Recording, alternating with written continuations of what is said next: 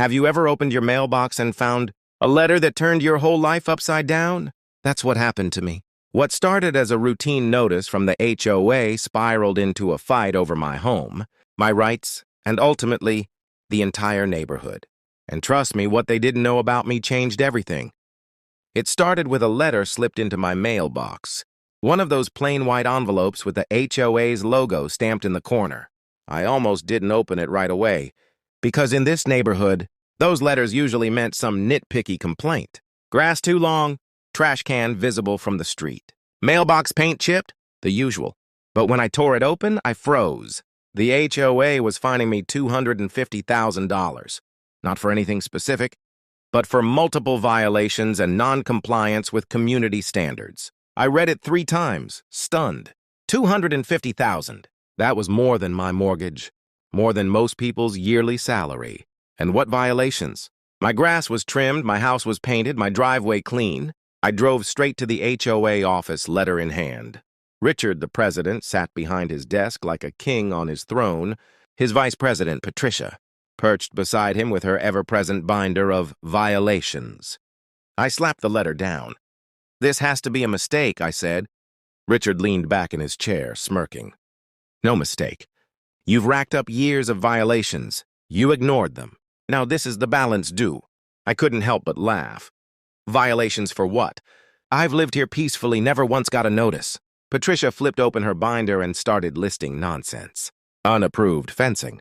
Decorative plants not on the authorized list. Vehicle parked overnight in front of your house. I stared at her. "None of that even applies. I don't have a fence. The plants were there before I moved in. And parking in front of my own house? That's a violation?" Richard shrugged. "Rules are rules. Pay the fine or we begin foreclosure proceedings." That's when it hit me. They weren't just fining me. They were trying to take my house. What Richard and Patricia didn't know, what they couldn't have known, was that I wasn't just some random homeowner. Years ago, before this development was even built, I'd purchased the land, the entire tract. When the developers came knocking, I sold them rights to build, but I kept certain parcels and mineral rights tucked away in paperwork few ever bothered to read. On paper, I still held ownership claims most people assumed were long gone. So when Richard threatened foreclosure, I didn't argue. I didn't shout. I just smiled and said, "Do what you think is best." 2 weeks later, they sent another notice. "Pay up or lose the property." That's when I called my lawyer, Anthony. We spent days combing through deeds, contracts, and filings. Piece by piece, we built the case. And when we were ready, we filed suit. Not against me, but against the HOA itself. The day we walked into court, Richard looked smug, like victory was already his. Patricia carried her binder like it was holy scripture. But as Anthony laid out the facts, their smiles cracked. The HOA had no legal standing to fine me because technically, they didn't own the land beneath their houses.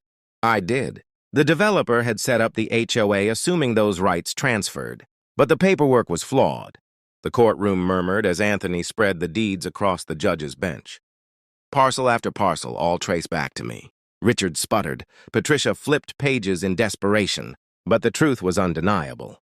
The judge leaned forward.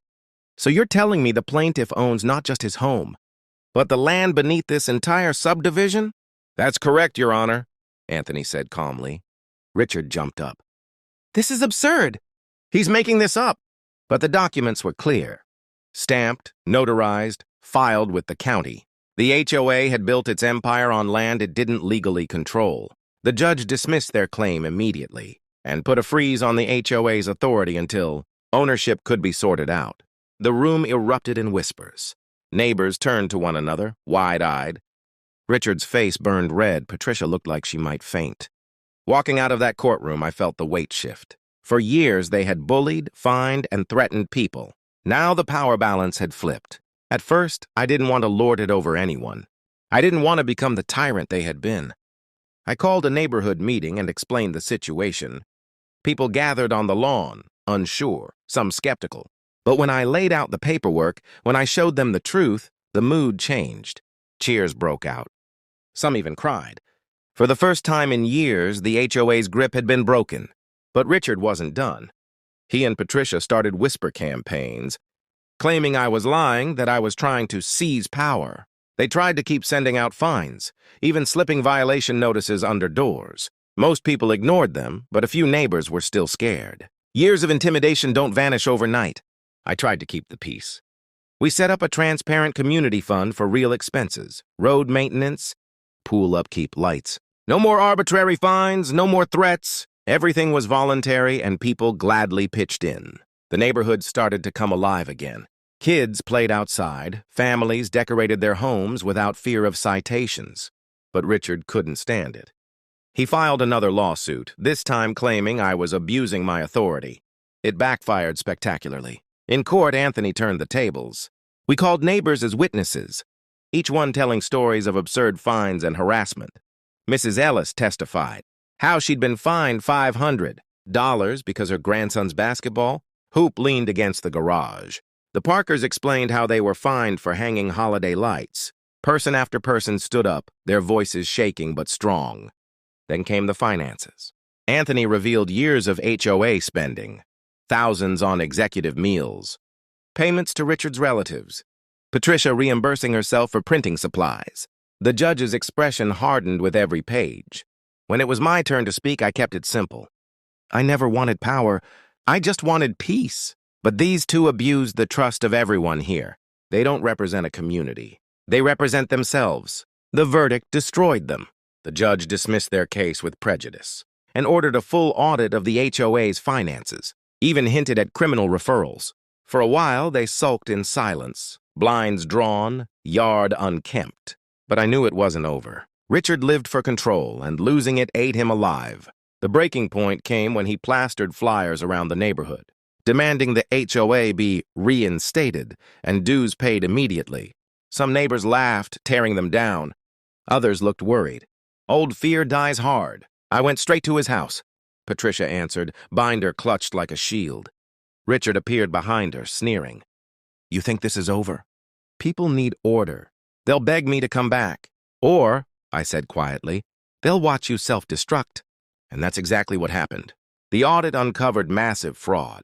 Tens of thousands siphoned off under bogus expenses.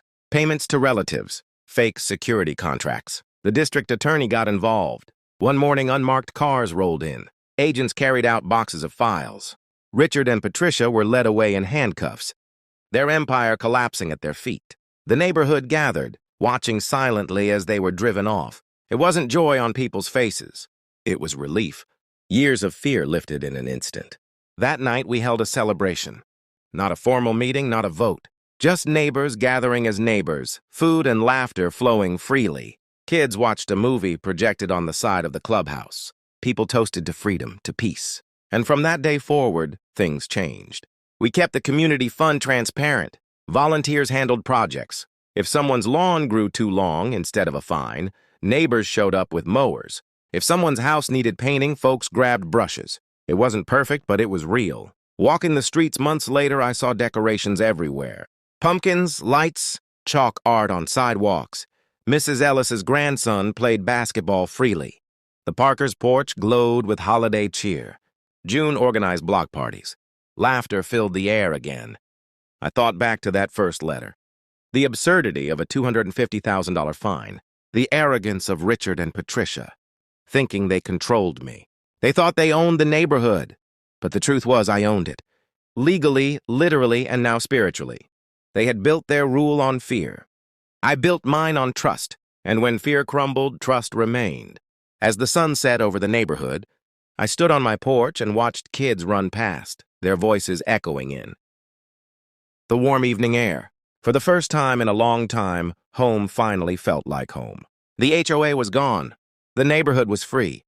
And the story of how they tried to fine me $250,000, only to discover I owned the ground beneath their feet, would be told here for years, not as a story of revenge, but as a story of justice. Call to action. If this happened to me, I would do the same. What would you do? Tell me in the comments. I'd love to hear your thoughts.